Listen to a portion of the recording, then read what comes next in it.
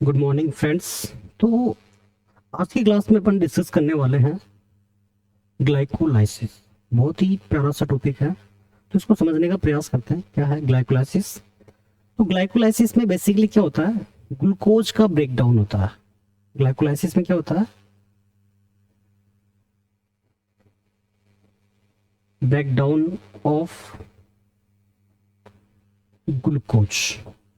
Glucose का breakdown होता है। हम इसका ब्रेकडाउन क्यों कर रहे हैं, ग्लूकोज का ब्रेकडाउन एनर्जी को निकालने के लिए। क्या ये सिंगल स्टेप प्रोसेस है? बिल्कुल भी नहीं। सिक्वेंशियल पाथवे चलता है, एक के बाद एक, यानी कैस्केड चलता है जिसके थ्रू कुछ एनर्जी रिलीज होती है। और तो इसको समझने का प्रयास करते हैं कैसे क्या होता है ये। तो ग्लाइकोलाइसिस का मतलब क्या है, यहाँ पर ग्लूकोज को ब्रेक डाउन करेंगे। तो कुछ बेसिक जानकारी ग्लाइकोलाइसिस के लिए में आपको ध्यान रखनी है। सबसे पहले ये पाथवे चलता कहाँ है, तो एक सेल का साइटोप्लाज्म होता है। जैसे ये सेल है, ये इसका न्यूक्लियस हो गया। तो ये वाला जो एरिया है, ये वाला एरिया, यहाँ पे कहीं ग्लाइकोलाइसिस चल रहा होता है। इस पाथवे को ईएमपी पाथवे भी बोलते हैं। कौन सा पाथवे? ईएमपी पाथवे बोलने के पीछे कहानी क्या है, तीन साइंटिस्ट थे, नाम है इम्बिडेन, मेरहो, पानस। इन तीनों का पहला पहला लेटर लिया गया है और लेकर इसे क्या बोला, ईएमपी पाथवे। जब ये ग्लाइकोलाइसिस चलता है तो फाइनली क्या क्या होता है, ये ग्लूकोज से शुरू होता है और ग्लूकोज से फाइनली क्या किस में कन्वर्ट हो जाता है, पायरुवेट में कन्वर्ट हो जाता है। तो आपसे कोई पूछे कि ग्लाइकोलाइसिस का एंड प्रोडक्ट क्या है, तो आपको बताना है पायरुवेट जो है इसका एंड प्रोडक्ट है नॉर्मली। ठीक है। स्टेप स्टेप की बात करें तो इसमें 10 स्टेप में चलेगा, जिसमें 1/3 और ये 10 नंबर वाला जो स्टेप है वो इरिवर्सिबल स्टेप है। बाकी सारे के सारे क्या है, रिवर्सिबल स्टेप है। इन तीनों को छोड़ दें तो बाकी सब रिवर्सिबल है, और ये 1/3 और 10 वाला क्या है, इरिवर्सिबल है। इस पाथवे को अपन यूनिवर्सल पाथवे बोलते हैं। यूनिवर्सल पाथवे बोलने के पीछे कहानी क्या है, ये प्रोकैरियोट से लेकर यूकैरियोट्स तक सभी के अंदर ये आराम से चलता है। ग्रोथ प्रोडक्ट की बात करें, जब ये पाथवे चलेगा तो अपन को फाइनली क्या मिलेगा, तो हमें मिलेंगे 2 एटीपी और 2 NADH प्लस H प्लस। ध्यान रहे इस पाथवे के अंदर ना तो O2 एंटर होती है ना CO2 रिलीज होती है। तो ये पाथवे कैसे रन होता है सेल के अंदर, तो इसको थोड़ा सा समझने का प्रयास करता है।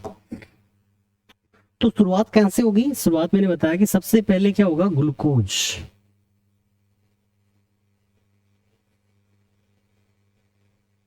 ग्लूकोज ग्लूकोज से बनता है सबसे पहले ग्लूकोज 6 फॉस्फेट। सबसे पहले क्या हुआ, ग्लूकोज से बना ग्लूकोज 6 फॉस्फेट। जब भी कोई रिएक्शन होगा बायोलॉजी के अंदर हमें फॉस्फेट की जरूरत पड़ती है, तो नॉर्मली अपन क्या करते हैं, एटीपी से फॉस्फेट लेंगे। तो यहाँ पे अपन क्या करेंगे, किससे फॉस्फेट लिया अपन ने, ग्लूकोज था इसके ऊपर एक फॉस्फेट लगा दिया, यानी कि अपन ने एटीपी से एक फॉस्फेट निकाला तो क्या बच गया, एडीपी। ये फॉस्फेट दे दिया ग्लूकोज, तो ग्लूकोज क्या बन गया, ग्लूकोज 6 फॉस्फेट। यानी ग्लूकोज के 6 नंबर कार्बन पर अपन ने क्या लगा दिया है, फॉस्फेट लगा दिया है। ग्लूकोज को ग्लूकोज 6 फॉस्फेट में कन्वर्ट कराने के लिए हमें एक एंजाइम चाहिए। एंजाइम का नाम आपको याद रखना, हेक्सोकाइनेज। हेक्सोकाइनेज ये एंजाइम है। तो ग्लूकोज से आपने क्या बना लिया, ग्लूकोज 6 फॉस्फेट। एंजाइम का नाम हेक्सोकाइनेज। ये हो गया स्टेप 1। कौन सा स्टेप हो गया, 1 नंबर का स्टेप हो गया। दूसरे स्टेप की बात करते हैं। तो दूसरे स्टेप में क्या होता है, ग्लूकोज 6 फॉस्फेट से क्या बनेगा, यहां पे बनता है फ्रुक्टोज 6 फॉस्फेट। ग्लूकोज 6 फॉस्फेट से अपन ने क्या बना लिया, फ्रुक्टोज 6 फॉस्फेट बना लिया। ग्लूकोज 6 फॉस्फेट और फ्रुक्टोज 6 फॉस्फेट ये एक दूसरे के आइसोमर है, यानी कि ये वाली जो रिएक्शन है ये है रिवर्सिबल। पहला जो रिएक्शन है वो इरिवर्सिबल। ध्यान रखना, पहला, तीसरा, 10वां ये इरिवर्सिबल है, बाकी सब रिवर्सिबल रहेंगे। तो ये सेकंड स्टेप हो गया। तो ये जो ग्लूकोज 6 फॉस्फेट और फ्रुक्टोज 6 फॉस्फेट ये है एक दूसरे के आइसोमर। तो इस रिएक्शन को कराने के लिए जो एंजाइम चाहिए वो होता है आइसोमरेज। ग्लूकोज 6 फॉस्फेट आइसोमरेज बोल सकते हैं, ग्लूको आइसोमरेज अपन बोल सकते हैं इसको। ठीक है, ये दो स्टेप हो गए, ग्लूकोज 6 फॉस्फेट और फ्रुक्टोज 6 फॉस्फेट। आइसोमेरेज का मतलब क्या है, इनका मोलिकुलर जो फॉर्मूला है वो दोनों का सेम ही है, ग्लूकोज का और फ्रुक्टोज का, लेकिन ग्लूकोज की और फ्रुक्टोज की अपन स्ट्रक्चर देखेंगे तो वो दोनों डिफरेंट होते हैं। तो ये दूसरा स्टेप हो गया। तीसरे स्टेप की अपन बात करें तो फ्रुक्टोज 6 फॉस्फेट से बनता है फ्रुक्टोज 1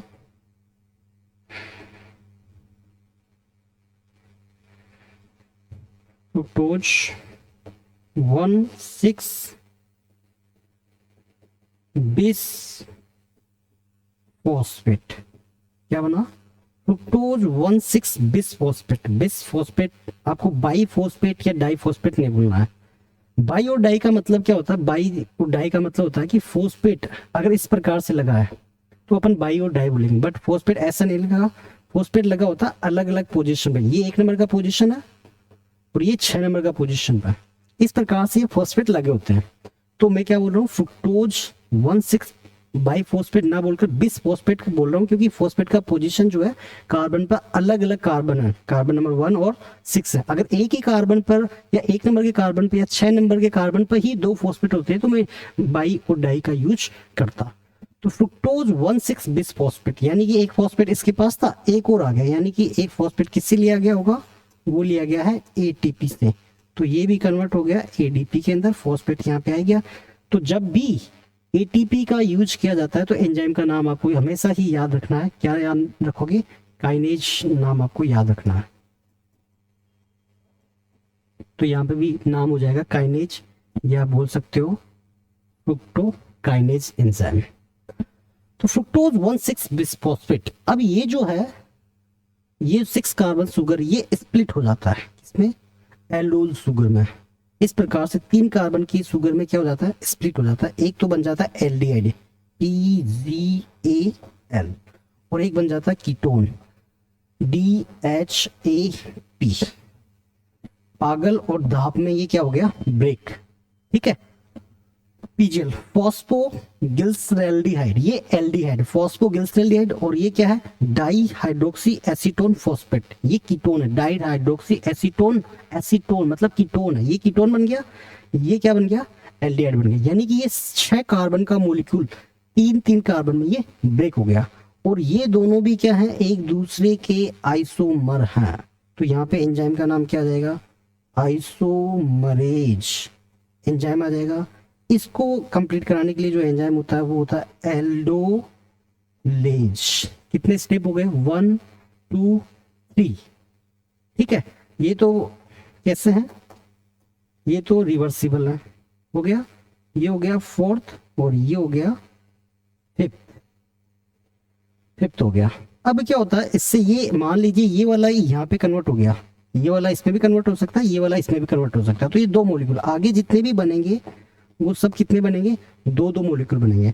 तो अपन यहां से शुरू कर लेते हैं, मान के चलो यहां से शुरू कर लेते हैं। तो पीजीएल है, यानी इस एल्डिहाइड से अपन को बनाना है एसिड। तो जो पहला एसिड बनता है वो बनता है 1,3 बिस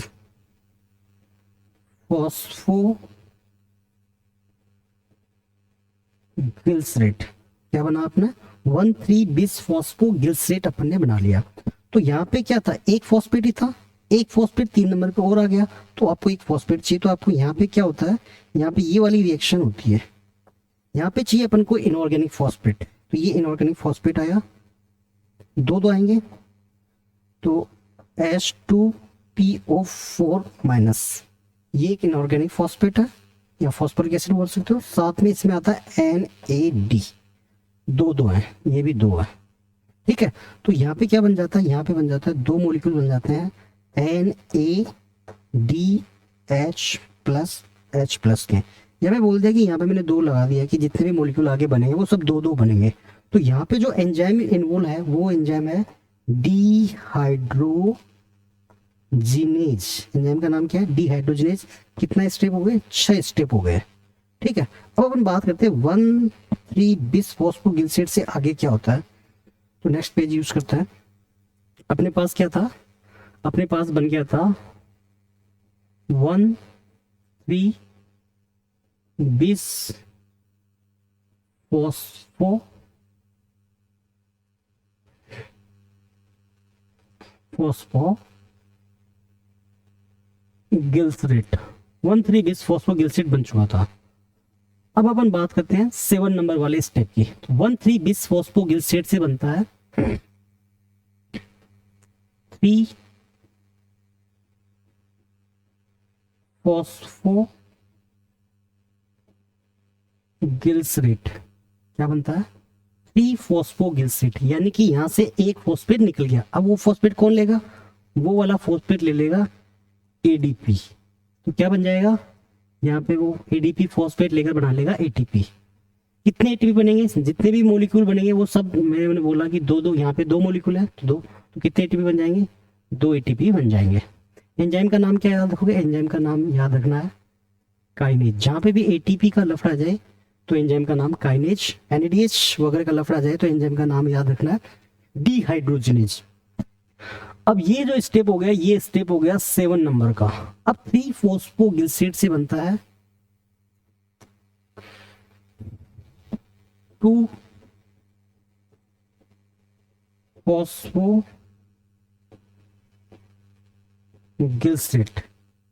2 फॉस्फोगिल्सेट, यानी यहाँ पे क्या हुआ है?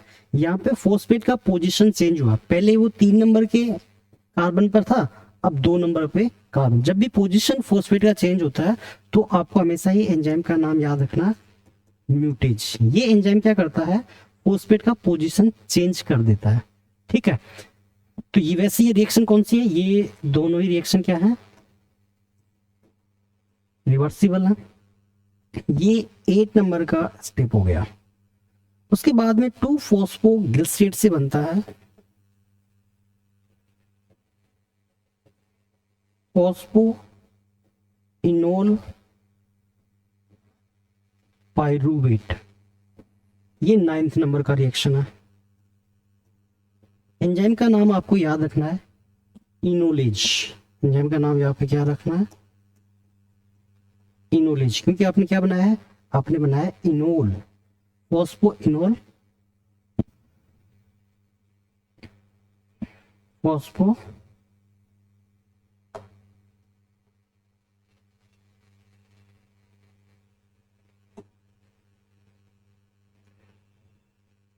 फॉस्फोइनोल पाइरुवेट आपने बनाया है।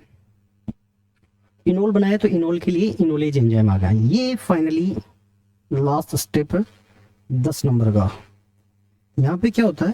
फॉस्फोइनोल पाइरुवेट से फाइनली बन जाता है पाइरुवेट। फाइनली पाइरुवेट बन जाता है, यानी कि यहाँ से क्या हुआ? फॉस्फेट निकल गया। फॉस्फेट निकल गया तो ये फॉस्फेट कौन ले लेगा? एडीपी कन्वर्ट हो जाएगा किसमें? एटीपी में। कितने एटीपी? यहाँ पे भी 2 एटीपी। ठीक है, एंजाइम का नाम आपको क्या रखना है? एंजाइम का नाम याद रख सकते हो पाइरुवेट काइनेज। पाइरुवेट काइनेज आप एंजाइम का नाम याद रख सकते हो। तो यहाँ पे अपन देखते हैं कि हुआ क्या है। यहाँ पे ग्रॉस प्रोडक्ट आपको क्या मिला? ग्रॉस प्रोडक्ट देखो 2 एटीपी यहाँ पे जनरेट हुआ है, 2 एटीपी यहाँ पे जनरेट हुआ है, यानी 4 एटीपी जनरेट हुए। लेकिन शुरू में क्या हुआ था? शुरुआत की बात करें तो यहाँ पे 2 एटीपी का खर्चा भी हो गया था। तो मतलब 4 एटीपी जनरेट तो हुए हैं लेकिन 2 खर्च भी तो हो गए। तो यहाँ पे यानी याद रखने वाली बात क्या है? ग्लाइकोलाइसिस में आपको ग्रॉस प्रोडक्ट मिला 2 एटीपी। क्या मिला? 2 एटीपी मिला। और क्या मिला? और यहाँ पर यस, ये वाले आपको याद रखनी है। 2 मिले, 2 NADH मिले, 2 NADH प्लस H प्लस आपको ये मिला है। तो इंपॉर्टेंट बात यही है, ग्लाइकोलाइसिस में आपको जो ग्रॉस प्रोडक्शन है वो 2 एटीपी है और 2 NADH है, और जो इसका एंड प्रोडक्ट है ग्लाइकोलाइसिस का वो है पाइरुवेट। ठीक है, अब ये ग्लाइकोलाइसिस जो है, अपन क्वेश्चन आप पूछ सकते हो कि सर ये ग्लाइकोलाइसिस जो चलता है ये 10 स्टेप में क्यों चलता है? अब क्या ग्लूकोज से डायरेक्ट पाइरुवेट भी बन सकता है? यस, ग्लूकोज से डायरेक्ट पाइरुवेट भी बना सकते हैं अपन। ठीक है, लेकिन अगर ऐसा करेंगे तो उससे क्या होगा? अगर आप डायरेक्ट ही ग्लूकोज से पाइरुवेट बनाओगे तो क्या होगा? मैक्सिमम एनर्जी जो है हीट के फॉर्म में निकल जाएगी। मैक्सिमम एनर्जी किसके फॉर्म में निकल जाएगी? हीट के फॉर्म में निकल जाएगी। आप उस एनर्जी को एटीपी में या NADH प्लस में कन्वर्ट ही नहीं कर पाओगे, समझ पा रहे हो? तो यही वजह है कि ग्लाइकोलाइसिस जो है कैस्केड के फॉर्म में चलता है।